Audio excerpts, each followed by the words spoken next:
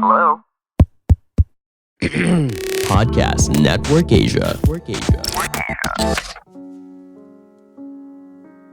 Kesuksesan seseorang bukan hanya bergantung pada dirinya saja, namun berkat dukungan orang yang di sekelilingnya hingga dia bisa ada di posisi tersebut. Halo semuanya, nama saya Michael. Selamat datang di podcast saya, Sikutu Buku. Sebagai informasi, podcast Sikutu Buku sekarang bergabung dengan Podcast Network Asia dan Podmetrics loh. Kali ini saya akan bahas buku Ego is the Enemy karya Ryan Holiday. Sebelum kita mulai, buat kalian yang mau support podcast ini agar terus berkarya, caranya gampang banget. Kalian cukup klik follow.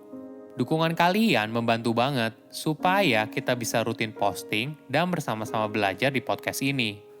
Buku ini membahas tentang kecenderungan manusia untuk berpikir kalau hidup segalanya hanya tentang dirinya seorang. Dimanapun kamu berada, apapun yang kamu lakukan, musuh terburuk kamu sudah ada di dalam dirimu sendiri, yaitu ego.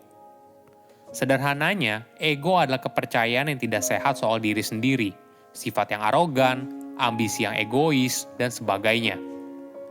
Walaupun buku-buku sejarah banyak dipenuhi dengan kisah seorang tokoh jenius visioner yang mampu mengubah dunia, namun di sisi lain, sejarah juga dibuat oleh individu yang melawan ego diri mereka sendiri di setiap kesempatan, menghindari sorotan publik, dan menempatkan tujuan mereka yang lebih tinggi di atas keinginan mereka atas pengakuan. Saya merangkumnya menjadi 3 hal penting dari buku ini.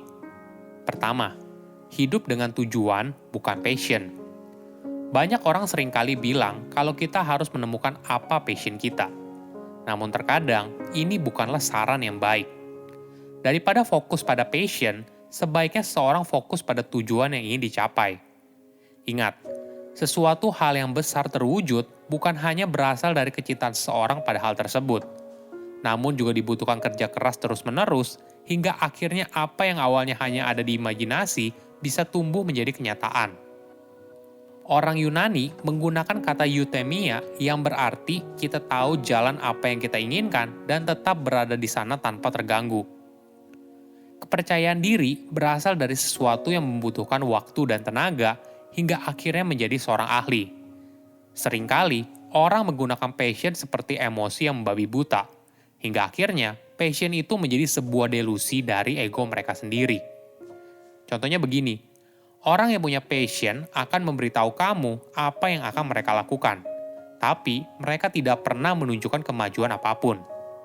Sebaliknya, orang yang didorong dengan tujuan tidak banyak bicara, kerja saja dengan disiplin, nanti hasil yang membuktikan. Perlu dipahami, bukan berarti tidak boleh punya passion, tapi jadilah orang yang punya passion dengan disiplin. Ada contoh yang menarik bagaimana seseorang didorong dengan sebuah tujuan. Bill Walsh adalah seorang pelatih yang membawa 49ers dari tim terburuk di NFL ke Super Bowl. Fokus Bill dari awal adalah bagaimana anggota timnya dapat fokus pada hal dasar dan menyempurnakannya. Menariknya, dia tidak fokus pada kapan 49ers bisa menang, tapi fokus pada hal yang bisa dikontrol, yaitu melatih timnya dengan disiplin hingga akhirnya hasil yang membuktikan. Kedua, selalu menjadi seorang murid.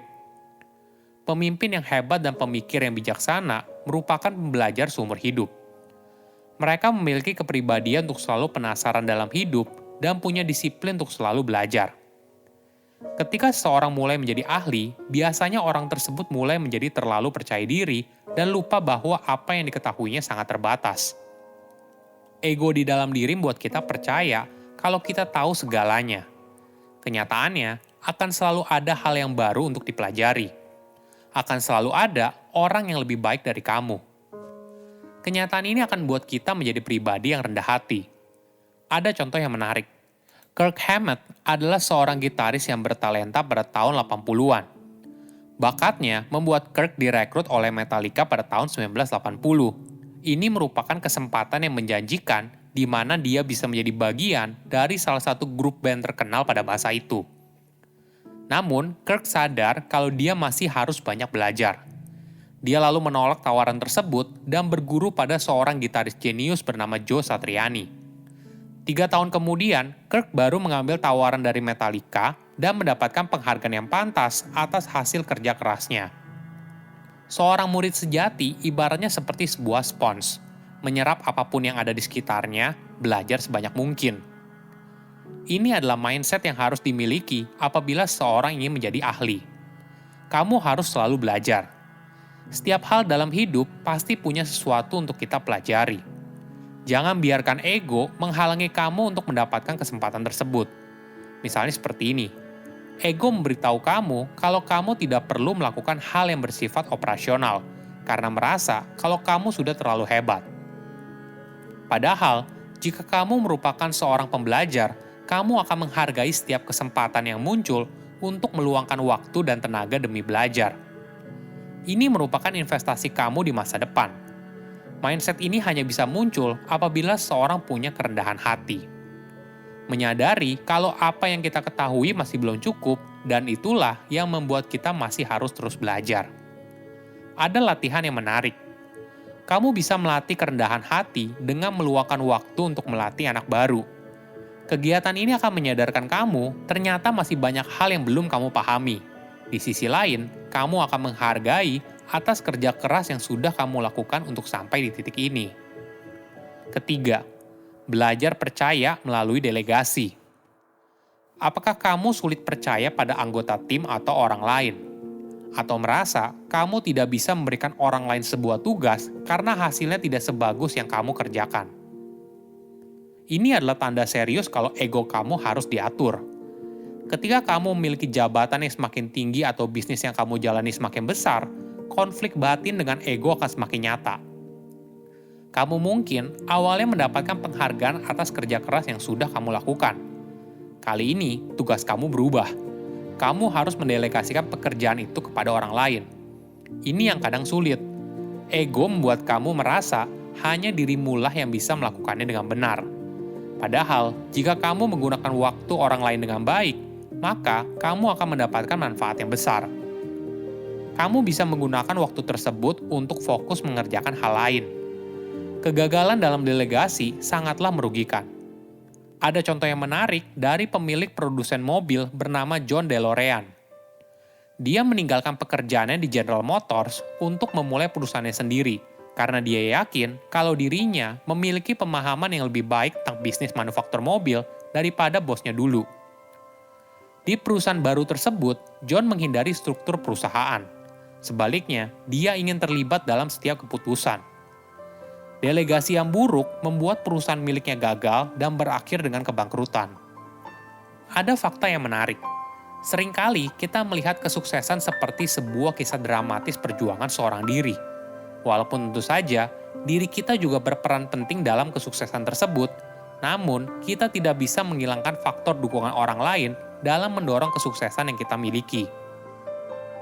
Ada contoh yang menarik dari pemain basket dunia Shaquille O'Neal dan Kobe Bryant. Mereka merupakan pemain berbakat dan memenangkan kejuaraan 3 kali berturut-turut dengan Lakers pada tahun 2000, 2001, dan 2002. Mereka merupakan duo yang hebat, sayangnya ego mempengaruhi keputusan mereka. O'Neal sering mengeluhkan kelemahan Bryant di depan media, dan Bryant menolak untuk menandatangani kerjasama lanjutan dengan Lakers jika mereka tidak menukar O'Neal dengan tim yang lain. Akhirnya, Lakers setuju dengan permintaan dari Bryant, tapi hasilnya mereka tidak memenangkan kejuaraan apapun selama 7 tahun. Disinilah pentingnya sebuah kerendahan hati. Seseorang yang hebat tidak akan sibuk membanggakan kehebatan dirinya sendiri. Seseorang yang hebat cenderung diam dan biarkan hasilnya yang berbicara. Saya undur diri, jangan lupa follow podcast Sikutu Buku. Bye-bye. Pandangan dan opini yang disampaikan oleh kreator podcast, host, dan tamu tidak mencerminkan kebijakan resmi dan bagian dari podcast Network Asia. Setiap konten yang disampaikan mereka di dalam podcast adalah opini mereka sendiri dan tidak bermaksud untuk merugikan agama, grup etnik, perkumpulan, organisasi, perusahaan, perorangan, atau siapapun dan apapun.